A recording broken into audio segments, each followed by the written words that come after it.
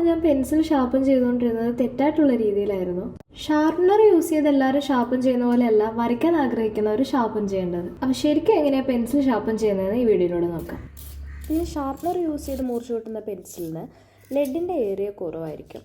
അതുകൊണ്ട് തന്നെ അത് ഷെയ്ഡിങ് പർപ്പസിന് വേണ്ടി യൂസ് ചെയ്യാൻ പറ്റില്ല. നമ്മൾ റൈറ്റിങ്ങിന് വേണ്ടിയിട്ടാണ് ആ പെൻസിൽ യൂസ് ചെയ്യുന്നത്.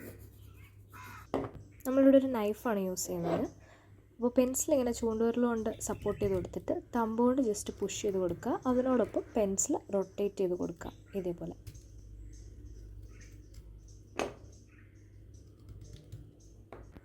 അതിനുശേഷം ഞാനിവിടെ ഒരു ബ്ലേഡ് യൂസ് ചെയ്യാണ്. കാരണം ഈ അധികം പ്രഷർ ആവശ്യമില്ലാത്തതുകൊണ്ട് ചെറിയ നല്ല മൂർച്ചയുള്ളൊരു ബ്ലേഡ് യൂസ് ചെയ്ത് അതിൻ്റെ ടിപ്പ് കൂർപ്പിച്ചെടുക്കുകയാണ്.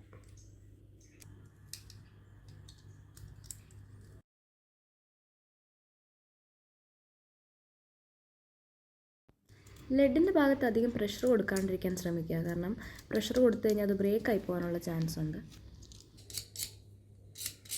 ഇപ്പോൾ ഈ ലെഡിന് ഒരേപോലെയാണ് വീതി. അതിൻ്റെ ടിപ്പ് നമുക്കൊന്ന് കൂർപ്പിച്ചെടുക്കണം. അതിന് വേണ്ടിയിട്ട് ഞാനിവിടെ ഒരു സാൻഡ് പേപ്പർ യൂസ് ചെയ്യുന്നുണ്ട്.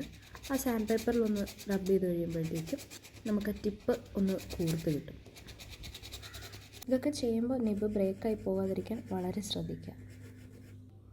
അങ്ങനെ നമുക്കത് ഈ ഒരു ഷേപ്പിൽ കിട്ടും. ഇതാണ് രണ്ട് പെൻസിലിൻ്റെ ലെഡിൻ്റെ ഏരിയയുടെ ഡിഫറൻസ്. ഈ പെൻസിൽ കൊണ്ട് നമുക്ക് ഷെയ്ഡും ചെയ്യാം. അതുപോലെ തന്നെ നമുക്ക് കൂർത്ത ഭാഗം യൂസ് ചെയ്യേണ്ടടുത്ത് അങ്ങനെയും ചെയ്യാൻ പറ്റും. അതായത് നമുക്ക് സിംഗിൾ സ്ട്രോക്കൊക്കെ വരയ്ക്കേണ്ടടുത്ത് അങ്ങനെ വരയ്ക്കാൻ പറ്റും. ഷെയ്ഡ് ചെയ്യേണ്ടടുത്ത് ഇങ്ങനെ ഷെയ്ഡിങ് കൊടുക്കാനും പറ്റും. അതാണ് ഇങ്ങനെ ഷാർപ്പൻ ചെയ്യുന്നത് കൊണ്ടുള്ള ഗുണം. ഇനി നമുക്ക് ഹാച്ച് ചെയ്യണം എന്നുണ്ടെങ്കിൽ, ലൈൻസ് ഹാച്ച് ചെയ്യണം എന്നുണ്ടെങ്കിൽ അതിൻ്റെ ടിപ്പ് യൂസ് ചെയ്ത് നമുക്ക് ചെയ്യുകയും ചെയ്യാം.